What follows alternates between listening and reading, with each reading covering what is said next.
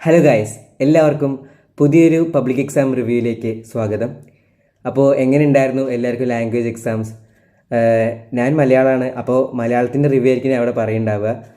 Okay, എനിക്ക് ഒരു easy പേപ്പറായിട്ടാണ് കേട്ടോ ഫീൽ ചെയ്തത്. കാരണം മോഡലിനെയും കാട്ടി ഈസി ആയിരുന്നു, അതേപോലെ പെട്ടെന്ന് എഴുതി തീരുന്നതായിരുന്നു. ടൈമിൻ്റെ പ്രശ്നം അങ്ങനെ വരാത്ത രീതിയിലുള്ളൊരു ക്വസ്റ്റ്യൻ പേപ്പറാണ് ഇപ്രാവശ്യത്തെ.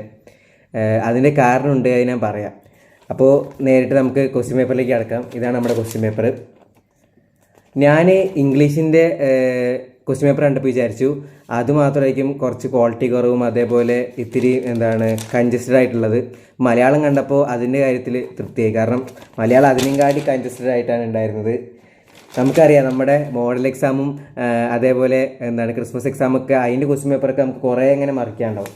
ഇവിടെ ഇപ്പോൾ ഞാൻ ക്രിസ്മസ് എക്സാമിൻ്റെ പേപ്പറൊക്കെ ഇവിടെ വെച്ചിട്ടുണ്ട്. കണ്ടാം, അത്യാവശ്യം ഒരു 1 2 3 4 5 6 സൈഡാണുള്ളത്. അതെ, അപ്പോൾ ഈ ഒരു പബ്ലിക് എക്സാമിൻ്റെ അവർ 4 സൈഡിൽ തന്നെ ഒതുക്കിയിട്ടുണ്ട്. ക്വസ്റ്റ്യൻസിലോട്ട് പോവുകയാണെങ്കിൽ വൺ വേർഡിൻ്റെ സെഷനൊക്കെ നമ്മൾ എവിടേക്കോ ഓൾറെഡി ചെയ്ത പോലത്തെ ക്വസ്റ്റ്യൻസ് ആണെന്നാണ് എനിക്ക് തോന്നുന്നത്. കാരണം നമ്മൾ മോഡലിലോ അതുപോലെ ക്രിസ്മസ് എക്സാമിലോ എവിടേക്കോ നമുക്ക് തന്ന ക്വസ്റ്റ്യൻസൊക്കെ പോലെയുള്ള ക്വസ്റ്റ്യൻസ് തന്നെയാണ് വൺ വേർഡിൻ്റെ ഫീൽ ചെയ്തത്.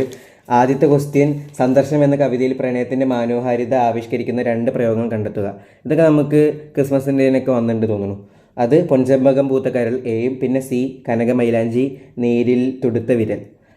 അടുത്ത ക്വസ്റ്റ്യൻ, മുഹിദ്ദീൻമാരുടെ സവിശേഷതയായി വരുന്ന പ്രസ്താവനകൾ ഏതൊക്കെയാണ് തിരഞ്ഞെടുത്ത് എഴുതുക. അത് എയും ഡിയുമാണ്. അറബി മലയാള സാഹിത്യത്തിലെ പ്രഥമ കൃതി, സൂഫി ശ്രേഷ്ഠൻ്റെ അവദാനങ്ങൾ വാഴ്ത്തുന്ന കൃതി. അതേപോലെ മൂന്നാമത്തെ ക്വസ്റ്റ്യൻ, കൈപ്പാട് എന്ന ഡോക്യുമെൻ്ററിയെ കുറിച്ചുള്ള 2 പ്രസ്താവനകൾ. അത് എയും ബിയുമാണ്. ഗോവ അന്താരാഷ്ട്ര ചലച്ചിത്രോത്സവത്തിൽ വസുധ പുരസ്കാരം നേടി.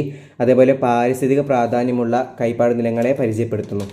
പിന്നെ ജോനാഥൻ എന്ന കഥാപാത്രത്തിന് അനുയോജ്യമായ 2 സവിശേഷതകൾ. അത് ബിയും സിയുമാണ്. ഇരുട്ടിനെ കീറി മുറിച്ച് ഉയർന്നു പറക്കുക, തനിക്കൊപ്പം തൻ്റെ കൂട്ടരെയും ഉയർത്തുക. പിന്നെ അനർഘ നിമിഷത്തിലെ ക്വസ്റ്റ്യൻസ് ആണ്. അത് എയും സിയുമാണ്. ജി കവിതയോട് ചേർന്ന് നിൽക്കുന്ന ഭാഷ, തൻ്റെ ദുഃഖം മറന്ന് മറ്റുള്ളവരെ ചിരിപ്പിക്കുന്നു. മത്സ്യം എന്ന കവിതയിലെ മത്സ്യത്തിൻ്റെ അതിജീവനത്തെ സൂചിപ്പിക്കുന്ന 2 പ്രയോഗങ്ങൾ ഏവ. അത് സിയും ഡിയും. കണ്ണാടിയിലെ കാഴ്ചയായില്ല, ചന്തയിൽ നാണം കെട്ടില്ല. ഓക്കെ, അപ്പോൾ വൺ വേർഡൊക്കെ എല്ലാവർക്കും കിട്ടിയിട്ടുണ്ടാവുമെന്ന് പ്രതീക്ഷിക്കുന്നു. വൺ വേർഡല്ല, ശരിക്കും 2 മാർക്കിൻ്റെ ക്വസ്റ്റ്യൻ ആണല്ലേ. അപ്പോൾ 2 വേർഡ്. ഓക്കെ, അപ്പോൾ അടുത്ത സെഷൻ എന്ന് പറയുന്നത് 2 മാർക്കിൻ്റെ എഴുതാനുള്ള 4 ക്വസ്റ്റ്യൻ തിരഞ്ഞെടുക്കലാണ്.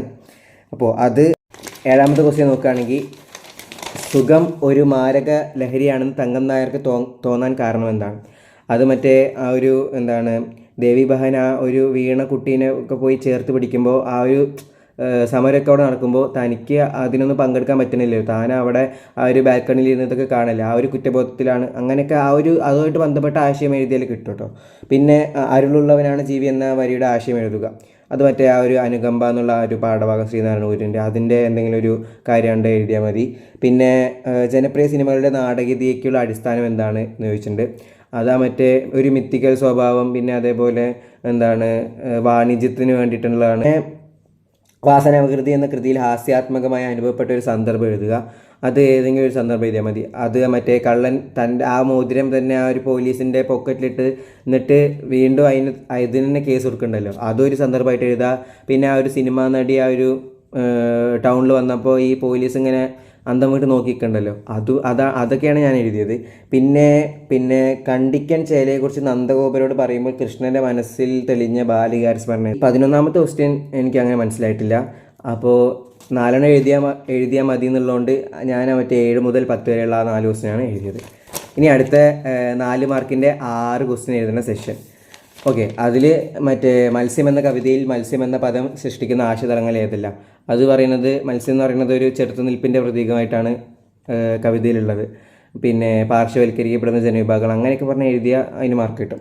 അടുത്തത് വേരുകൾക്കും മരങ്ങൾക്കും മനുഷ്യഭാവം നൽകുന്ന 2 സന്ദർഭങ്ങൾ.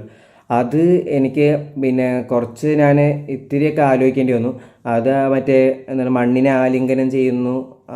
പിന്നെ എഴുതിയത് പിന്നെ മരമൊക്കെ വെട്ടുമ്പോൾ ലാസ്റ്റ് ആ ഒരു ദീനരോധനം, ആ 2 സന്ദർഭങ്ങളാണ് ഞാൻ എഴുതിയത്. പിന്നെ കേൾക്കുന്നുണ്ടോ എന്ന് പറഞ്ഞാൽ ആ ഒരു ഷോർട്ട് ഫിലിമത്തെ ഒരു ക്വസ്റ്റ്യനാണ് വന്നത്. അത് പരിസ്ഥിതി മലിനീകരണമൊക്കെ ബന്ധപ്പെട്ട് അങ്ങനെ കണക്ട് ചെയ്ത് എഴുതിയാൽ മതി. പിന്നെ അടുത്ത 15ാമത്തെ ക്വസ്റ്റ്യൻ മറ്റേ ഒരു ചെറിയൊരു കവിതയാണ്. അങ്ങനെ നമുക്ക് പഠിക്കാനുള്ള കവിതയല്ല, എന്നൊരു പ്രവേശക പ്രവർത്തനം പോലുള്ളൊരു കവിതയാണ് മറ്റേ പി കുഞ്ഞിരാമൻ നായരുടെ ഇരുട്ടിലെ മനുഷ്യൻ എന്ന് പറയുന്നത്. അത് ഞാനങ്ങനെ കറക്റ്റ് അങ്ങനെ അങ്ങോട്ട് വായിച്ചിട്ടൊന്നും ഉണ്ടായിരുന്നില്ല. അപ്പോൾ ആ 15ാമത്തെ ക്വസ്റ്റ്യൻ വിട്ടിട്ടുണ്ട്. പിന്നെ 16ാമത്തെ ക്വസ്റ്റ്യൻ ശസ്ത്രക്രിയ എന്നുള്ളതിലുള്ള 2 മാതൃസ്നേഹത്തിൻ്റെ പിന്നെ ഇൻസ്റ്റൻസസ് എഴുതുക എന്നുള്ളതാണ്. അത് അത്യാവശ്യം അതിൽ കുറേ ഉള്ളതുകൊണ്ട് അതിൽ 2 എഴുതിയാൽ മതിയല്ലോ, അത് കിട്ടിയിട്ടുണ്ടാകും. പിന്നെ അടുത്തത് നമ്മൾ മറ്റേ മോഡലിൻ്റെ അനലൈസേഷൻ, ഇതിന് മുമ്പുള്ള ടിപ്സിൻ്റെ വീഡിയോ ആണ് എനിക്കറിയാം. നമ്മളൊരു മാച്ച് ദ ഫോളോയിങ് ഉണ്ടാവുമെന്ന് പറഞ്ഞിട്ടുണ്ടായിരുന്നു. അതേപോലെ മാച്ച് ദ ഫോളോയിങ് വന്നിട്ടുണ്ട്, റൈറ്റേഴ്സിൻ്റെ നെയിമാണ്. അതൊക്കെ നമുക്ക് പെട്ടെന്ന് സമയം പിന്നെ കളയാണ്ട് പെട്ടെന്ന് എഴുതാൻ പറ്റുന്ന ഇതാണ്. അതേപോലെ പിന്നെ 18ാമത്തെ ക്വസ്റ്റ്യൻ ആ ഒരു പഴഞ്ചൊല്ലിൻ്റെ അർത്ഥം എന്താണെന്നാണ്. അതെന്ന് വെച്ചാൽ ഈ ഇക്കണ്ടക്കുറിപ്പ് എവിടെ പോയാലും അവരുടെ ആ ഒരു മോഷണത്തിൻ്റെ ആ ഒരു സ്വഭാവം മാറുന്നില്ല എന്നുള്ള, അതാണ് ആ ഒരു പഴഞ്ചൊല്ലുകൊണ്ട് ഉദ്ദേശിക്കുന്നത്. പിന്നെ അടുത്തത് മറ്റേ 6 മാർക്കിൻ്റെ 4 ക്വസ്റ്റ്യൻ എഴുതുന്ന ആ ഒരു സെഷനാണ്. അതിൽ കായലരികത്ത് എന്നുള്ള ഗാനത്തിൻ്റെ സവിശേഷത ചോദിച്ചിട്ടുണ്ട്. അതേപോലെ എന്താണ് ദേവി ബഹനും തങ്കനായരും തമ്മിലുള്ള പിന്നെ ഡിഫറൻസസ് ചോദിച്ചിട്ടുണ്ട്. പിന്നെ മറ്റേ കാവ്യകലയെ കുറിച്ചുള്ള ചില നിരീക്ഷണങ്ങൾ, ഒരു ക്വസ്റ്റ്യൻ ചോദിച്ചിട്ടുണ്ട്. പിന്നെ തിരുവാതിരയുടെ പശ്ചാത്തലം എങ്ങനെയാണ് ഊഞ്ഞാലിൽ എന്ന കവിതയ്ക്ക് ഭംഗി നൽകുന്നത്, ആ ഒരു ക്വസ്റ്റ്യൻ ചോദിച്ചിട്ടുണ്ട്. അതേപോലെ സംക്രമണം എന്ന കവിതയിൽ സ്ത്രീജീവിതം, ആ ഒരു ഫെമിനിസ്റ്റിൻ്റെ ആ ഒരു കാഴ്ചപ്പാടുകൾ, അതും ചോദിച്ചിട്ടുണ്ട്.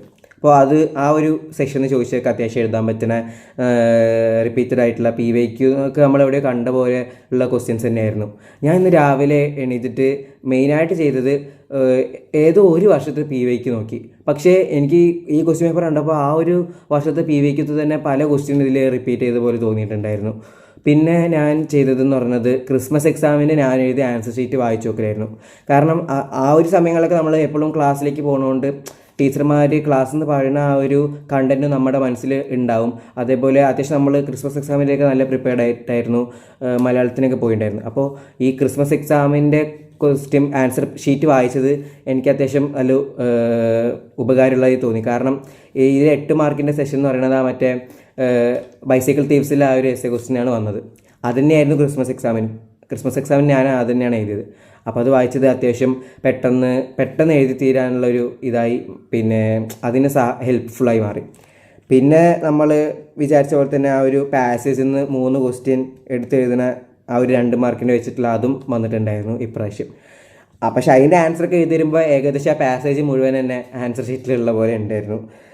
ഓക്കെ, 8 മാർക്കിന് ഞാൻ പിന്നെ പറഞ്ഞല്ലോ, മറ്റേ ഞാൻ എഴുതിയത് എന്താണ് ബൈസൈക്കിൾ തീവ്സിൻ്റെ ആ ഒരു പ്രത്യാശയുടെ ഇത് തന്നെയാണ്. സെയിം ക്വസ്റ്റ്യൻ തന്നെയാണ് ക്രിസ്മസ് എക്സാമിന് വന്നത്. അപ്പോൾ ഈ ക്വസ്റ്റ്യൻസൊക്കെ കണ്ടപ്പോൾ ഒരു ഉള്ളിൽ സന്തോഷം. കാരണം അത്യാവശ്യം എല്ലാം പഠിച്ച ക്വസ്റ്റ്യൻസാണ്. പിന്നെ അങ്ങനെ ഇപ്പോൾ മലയാളം എന്ന് പറയുമ്പോൾ അങ്ങനെ പഠിച്ചില്ലെങ്കിൽ നമുക്ക് അത്യാവശ്യം നമ്മുടെ ഒരു പിന്നെ ഭാവന അനുസരിച്ച് എഴുതാൻ പറ്റാവുന്നതേ ഉള്ളൂ. കാരണം ഇപ്പോൾ കറക്റ്റ് പാഠഭാഗം അല്ലെങ്കിൽ നമ്മുടെ ഒരു കാഴ്ചപ്പാടനുസരിച്ച് നമുക്ക് എഴുതാൻ പറ്റുന്നതേ മലയാളമുള്ളൂ. അങ്ങനെ ഒരുപാട് അങ്ങനെ ടഫാക്കാനൊന്നും മലയാളം പറ്റില്ല. ഓക്കെ, അപ്പോൾ ഇനി അടുത്ത എക്സാം എന്ന് പറയുന്നത് കെമിസ്ട്രിയാണ്. നമുക്കറിയാം ഒരു ദിവസമേ ഗ്യാപ്പുള്ളൂ. പക്ഷേ നമ്മൾ ഒരു ദിവസമേ ഗ്യാപ്പുള്ളൂ എന്ന് പറഞ്ഞ് ഇങ്ങനെ സങ്കടം പിടിച്ചിരിക്കുന്നതിനും കാട്ടി നല്ലത് എല്ലാവർക്കും ഒരു ദിവസം തന്നെ കിട്ടണം. അപ്പോൾ ആ ഒരു ദിവസം കറക്റ്റായിട്ട് നല്ല പ്രൊഡക്റ്റീവായിട്ട് ഉപയോഗപ്പെടുത്തിയാൽ A+ എന്നല്ല ഫുൾ മാർക്ക് തന്നെ നമുക്ക് മേടിക്കാൻ പറ്റും. ഓക്കെ, അപ്പോൾ നമുക്ക് കെമിസ്ട്രിക്ക് വേണ്ടി നന്നായി പഠിക്കാൻ പറ്റട്ടെ. അപ്പോൾ മലയാളത്തിൻ്റെ കാര്യം അത്രയൊക്കെ ഉള്ളൂ. അപ്പോൾ എല്ലാവരും നിങ്ങളുടെ അഭിപ്രായങ്ങളൊക്കെ താഴെ കമൻറ്റ് ചെയ്യുക. പിന്നെ സമയത്തിൻ്റെ കാര്യം ഞാൻ പറഞ്ഞത് എന്താണെന്നറിയോ, എൻ്റെ 4:15 വരെയല്ലേ നമുക്ക് എക്സാം, എൻ്റെ 3:15 തന്നെ പരീക്ഷ കഴിഞ്ഞിട്ടുണ്ടായിരുന്നു. തള്ളാണെന്ന് വിചാരിക്കേണ്ട, കാരണം ഞാനേ വണ്ടറടിച്ചു. കാരണം ഇത്രയും പെട്ടെന്ന് എൻ്റെ മലയാളം എക്സാം കഴിച്ചു. സാധാരണ SSLCൻ്റെ ടൈമിലൊക്കെ എനിക്ക് ഓർമ്മയുണ്ടാകും, മറ്റേ മലയാളം ഫസ്റ്റ് സെക്കൻഡൊക്കെ ബെല്ലടിക്കുമ്പോൾ അങ്ങനെ എഴുതിക്കൊണ്ടിരിക്കും. കാരണം അത് 1.5 മണിക്കൂറാണ് ഒന്നാമത്. പിന്നെ അതിൽ കുറേ അങ്ങനെ എഴുതാനും ഉണ്ടാവും. ഇതൊക്കെ എനിക്ക് 3:15 കഴിഞ്ഞു. പിന്നെ 3:45 വരെ ഞാൻ മറ്റേ എക്സ്ട്രാ ക്വസ്റ്റ്യൻ ഏതോ ഒരെണ്ണം മറ്റേ 6 മാർക്കിൻ്റെ ഒരു എക്സ്ട്രാ ക്വസ്റ്റ്യൻ എഴുതി വെച്ചിട്ടുണ്ടായിരുന്നു. അതേപോലെ 4 മാർക്കിൻ്റെ ഒരു എക്സ്ട്രാ ക്വസ്റ്റ്യൻ വെറുതെ എഴുതി. പിന്നെ 3:45 ടീച്ചർ പിന്നെ ആൻസർ ഷീറ്റ് വാങ്ങിച്ചിട്ട് പിന്നെ ഹാളിൽ നിന്ന് പുറത്ത് വയ്ക്കുമെന്ന് പറഞ്ഞു. അപ്പോൾ പിന്നെ അങ്ങനെ ഇറങ്ങിയാണ്. ഓക്കെ, അപ്പോൾ ആദ്യമായിട്ടാണ് എൻ്റെ മലയാളം എക്സാം ഇത്രയ്ക്കൊക്കെ നേരത്തെ കഴിയണത്. പൊതുവേ അങ്ങനെ കഴിയാറേ ഇല്ല. ഇപ്രാവശ്യം വളരെ കൂടിപ്പോയി. 3:15 കഴിഞ്ഞ്. പിന്നെ 3:45 ഇറങ്ങിയത്. 4:15 വരെയാണ് നമ്മുടെ ഒറിജിനൽ എക്സാം. ഓക്കെ, അപ്പോൾ ഇപ്രാവശ്യത്തെ എക്സാം അങ്ങനെ നേരത്തെ എഴുതി കഴിഞ്ഞാൽ ആരെങ്കിലും ഉണ്ടെങ്കിൽ ഒന്ന് കമൻറ്റ് ചെയ്യുക. ഓക്കെ, അത്രയൊക്കെ ഉള്ളൂ.